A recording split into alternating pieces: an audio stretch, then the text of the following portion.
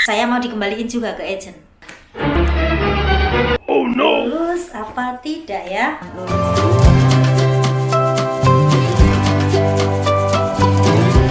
Hai teman-teman, Assalamualaikum warahmatullahi wabarakatuh. Semoga kalian semua dalam keadaan sehat ya teman-teman. Kita ketemu lagi dengan Happy Channel 197 yang biasanya saya membuat konten jalan-jalan karena membawa majikan saya ya keliling Taiwan. Tapi hari ini saya ingin cerita-cerita kepada teman-teman. Berbagi cerita, bukan berbagi harta ya teman-teman. Ceritanya adalah tentang setelah saya mengikuti ujian 2 Juli tahun 2022, yaitu tahun ini ya teman-teman. Ujian ini adalah ujian keterampilan berbahasa Mandarin dan pemahaman bahasa Mandarin. Ini adalah persyaratan pengurusan dokumen yang bisa tinggal lebih dari 14 tahun di Taiwan. Sekarang saya sudah 11 tahun di Taiwan. Nah, tentunya 3 tahun lagi saya sudah tidak boleh tinggal di Taiwan. Kemudian Mei tanggal 29, pemerintah Taiwan itu mengumumkan bahwa pekerja migran boleh melebihi 14 tahun di Taiwan dan syaratnya adalah harus sekolah selama 20 jam. Setelah sekolah 20 jam, kita harus mengikuti ujian. Karena saya sudah 11 tahun di Taiwan, saya merawat beliau cuci darah, sedang terapi cuci darah. Beliau juga ada sakit jantung dan semuanya tergantung kepada saya teman-teman. Mandi atau membawa beliau ke rumah sakit, itu saya harus membawa sendirian majikan saya. Dan jalan-jalan tiap hari itu ya. Kalau yang sudah lama melihat video saya itu tentu tahu saya itu tiap hari jalan-jalan membawa majikan saya. Seandainya saya itu kembali ke Indonesia, sedangkan beliau itu selalu khawatir kalau dirawat orang lain takutnya nanti salah. Beliau juga menyadari bahwa sifatnya beliau itu nggak mudah cocok dengan orang lain teman-teman. Jadi beliau itu sulit dimengerti begitu ya teman-teman. Dulu saja saya baru datang itu karena saya pindah dari majikan yang saya dulu pindah ke sini ya. Terus waktu sebelum saya itu ada anak Filipina merawat beliau itu cuma 1 minggu teman-teman. 1 minggu beliau itu juga nggak cocok ya. Terus dikembaliin ke agent ya. Saya datang merawat beliau.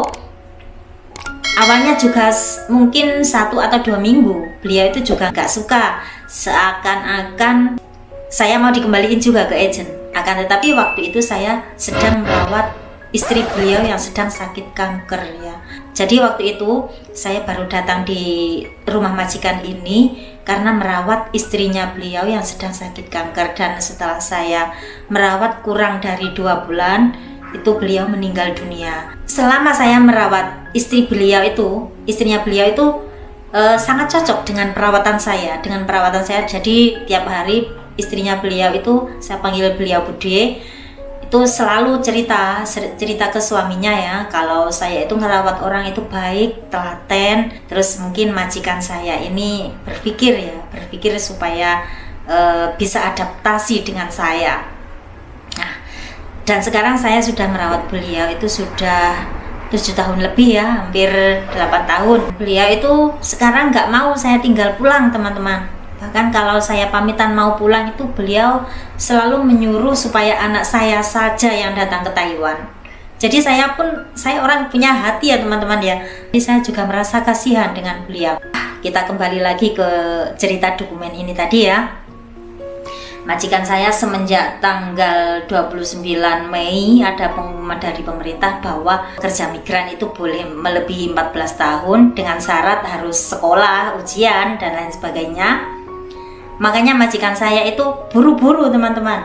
Sebenarnya saya itu masih ada 3 tahun kesempatan lagi ya merawat beliau itu untuk sampai ke 14 tahun karena saya sekarang sudah 11 tahun ya teman-teman.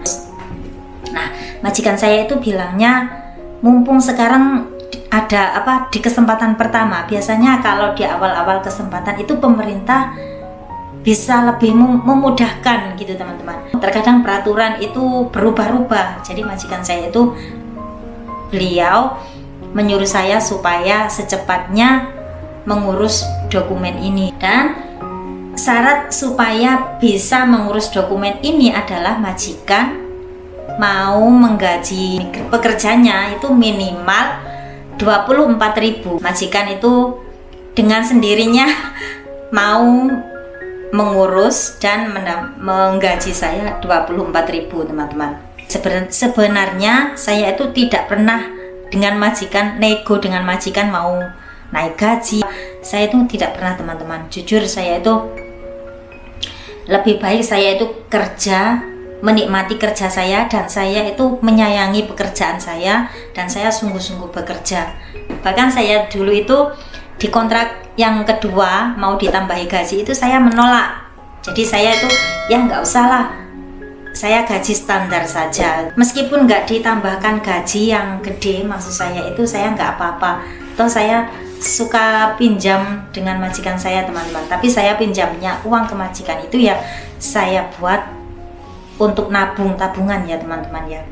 Setelah saya mengikuti ujian 2 Juli, saya itu tiap hari menunggu-nunggu, teman-teman, menunggu-nunggu kabar ya, saya lulus apa tidak ya. Kemudian tanggal 1 itu saya dapat email bahwa sertifikat ujian saya itu sudah dikirim.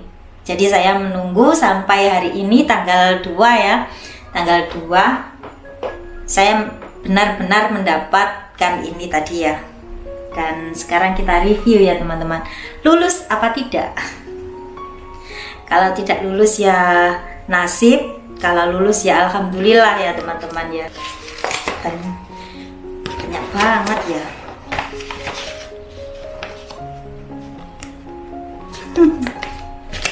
Ini ya, teman-teman ya. Lulus apa tidak ya? Lulus ya.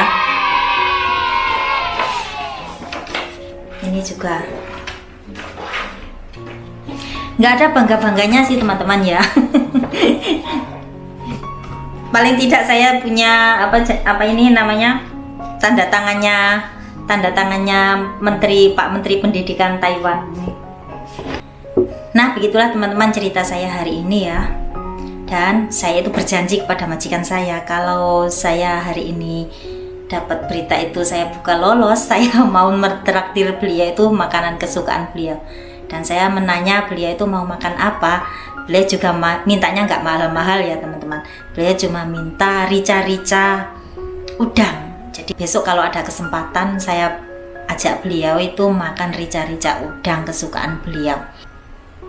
Jadi teman-teman ya, ini juga bisa menjadi trik teman-teman semua pekerja migran yang ada di Taiwan atau di negara manapun untuk mengambil hati majikan itu begitu, teman-teman ya. Kita terkadang kalau dikasih apa begitu ya sama majikan, lain hari kita ganti mengasih kepada beliau. Kita ganti memberi sesuatu meskipun nominalnya itu sangat kecil, teman-teman. Karena orang sini itu ternyata ya bukan melihat nominalnya, akan tetapi melihat keikhlasan hati kita. Sampai di sini dulu cerita saya hari ini. Dan jangan lupa setelah menonton video ini, dukung channel saya dengan cara tekan jempol, subscribe, dan komentar ya, teman-teman, biar kita tambah akrab lagi. Akhirnya saya mohon pamit. Assalamualaikum warahmatullahi wabarakatuh. Sampai jumpa di lain video. Bye-bye.